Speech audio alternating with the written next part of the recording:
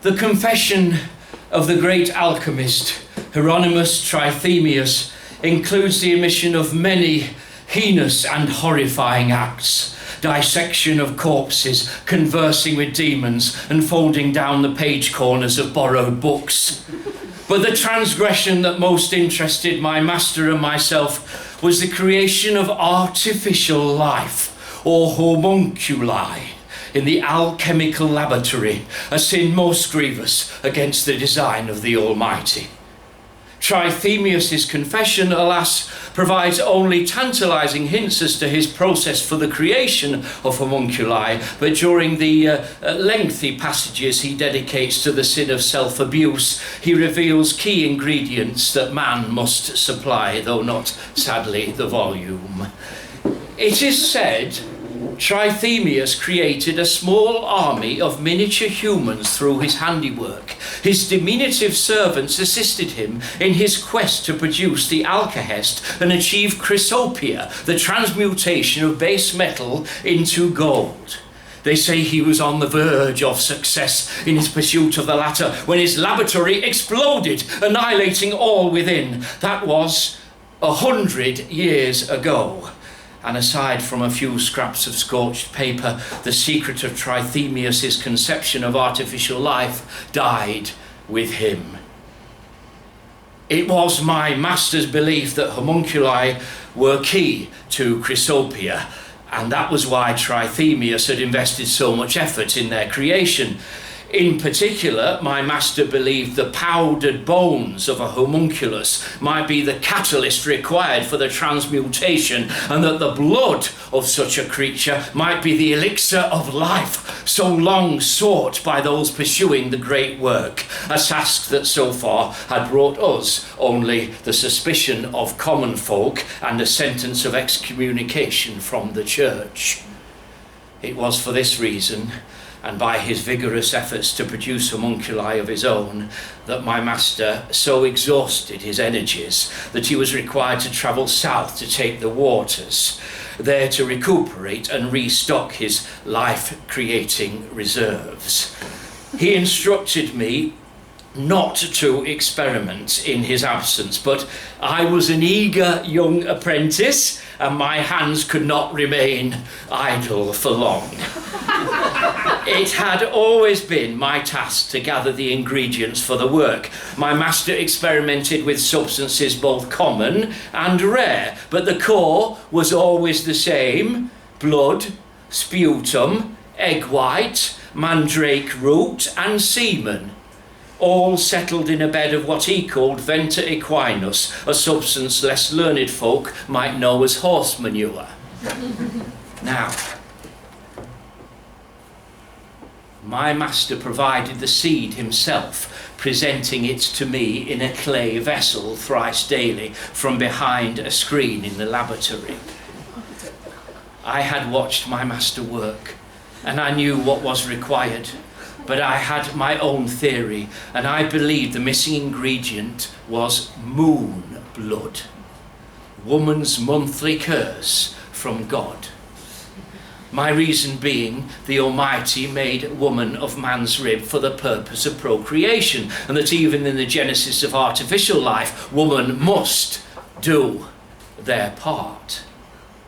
Obtaining this ingredient was not a simple task forever, for woman is naturally ashamed of her unholy emanations.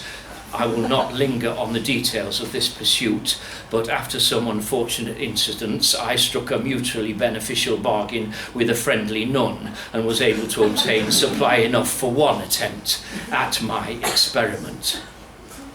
It was All Hallows Eve when I gathered the ingredients. Whether that date was propitious or otherwise, I did not know, but outside my master's tower, a storm was rumbling. I prayed to powers sacred and profane to grant me their aid. After much pleading, my master had taught me some Latin words of arcane significance, and I repeated these as I combined my materials within the vessel that would hold them. Lorem ipsum, Lorem ipsum, I chanted. Truly, I felt the power of the ages flowing through me. Nevertheless, As I placed the stopper on the vessel, I could not help but think that what I had created that night was nothing more than a kind of a putrid soup on a bed of ordure. For a moment I questioned my life choices. The feeling passed, and I retired to my bunk. Outside, the storm raged. The wind rattled the shutters and the rain lashed the stones. I just closed my eyes when I was awoken by a knock on the tower door. I ignored it at first, for my master had taught me never to open the door to beggars, peddlers, starving children, or elderly people pursued by bears.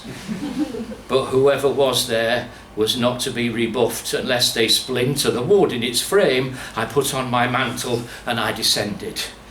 There were 3 figures outside, each a head or so shorter than me, wearing black cloaks and a wide-brimmed hat. They saw the light from behind the grill, and one of them stepped closer. 3 wayward sisters seek shelter from the rain. She was a white-haired old crone, a prominent boil on her nose and a hungry leer on her face. Her voice was doleful and full of unspoken menace. She reminded me of my mother. Perhaps that was why I ignored my master's rules and I opened the door to them. Or perhaps it was something else. Whatever the case, I quickly realised my mistake.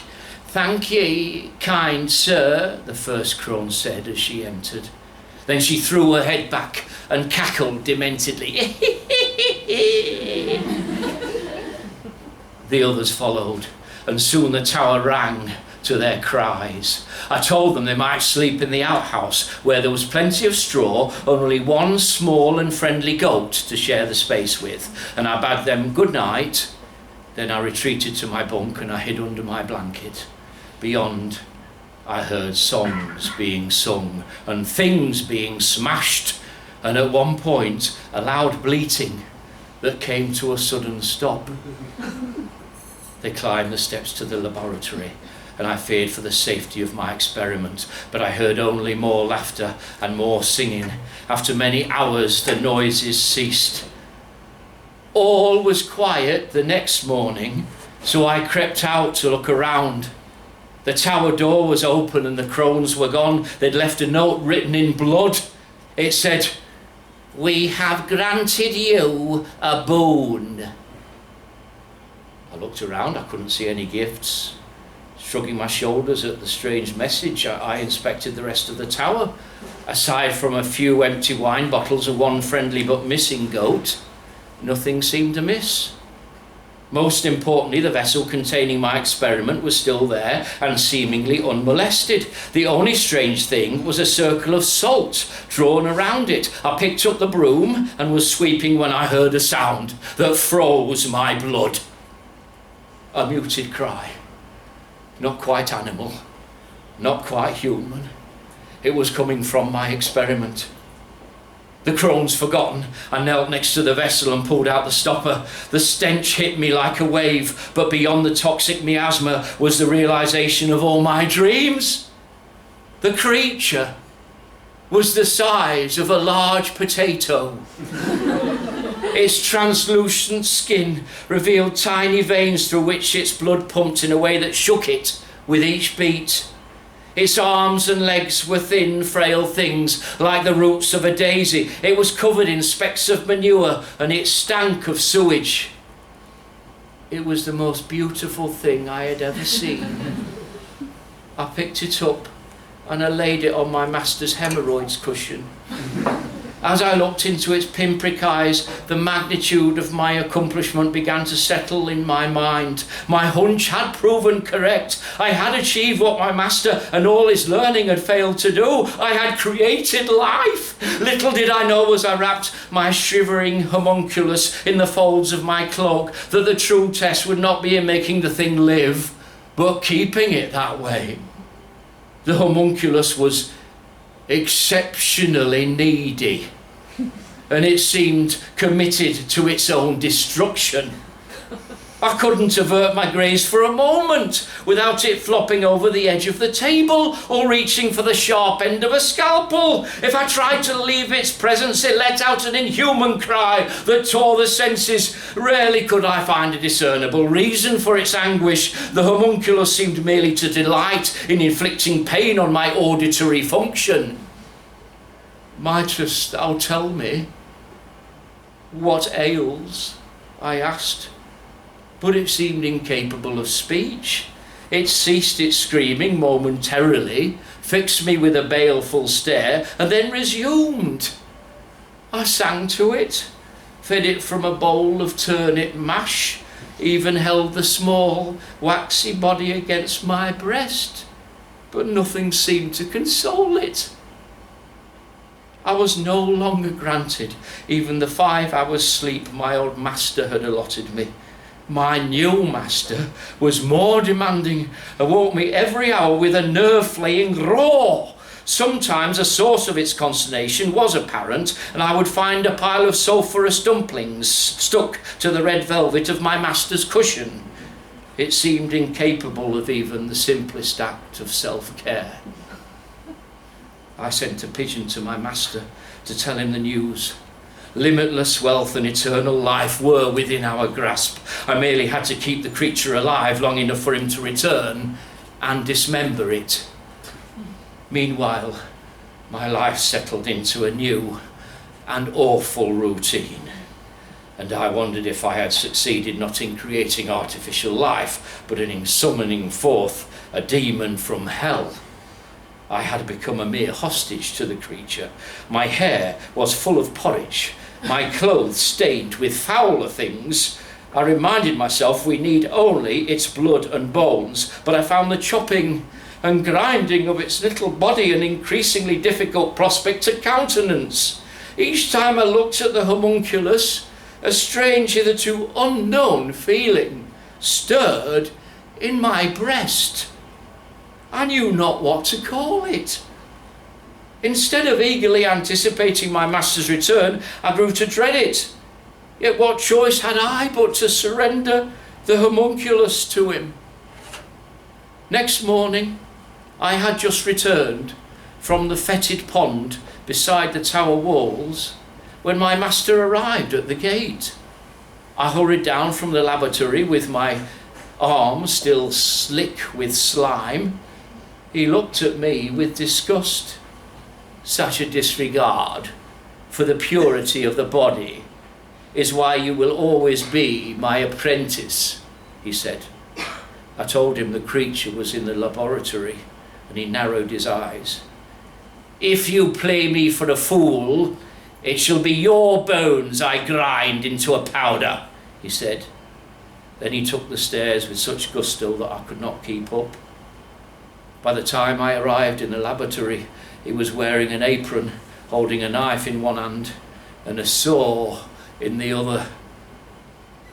"Where is it?" he said, and I pointed at the table near the window, on which was a glass vessel covered by a cloth. "It was only a matter of time before my methods bore fruit," he said.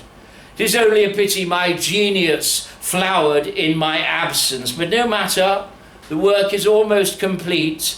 Endless wealth and eternal life await. We need only kill this little man." I nodded and pulled away the cover. My master took a deep breath and gazed upon the creature before him. "This appears to be a frog." I shook my head, feigning confusion. "Granted, it has been whitened with flour and made to wear some kind of rough loincloth, but it is nevertheless Rana temporaria, the common frog." He picked the amphibian up by the hind legs, flung it out of the window, through which could be heard a loud splash as it landed back in the pond. Then he turned to me, his face like a slab of ham. knife level with my throat. Pack your things and get out! You soil me with your presence. Go. I left immediately. In truth, I'd already packed what little I owned. I strode beyond the gate of the alchemical tower and into the world beyond. The true homunculus was tucked into a makeshift sling beneath my cloak, safe from those who would wish it harm. Oh, its little body, a clammy patch against my beating, besotted heart.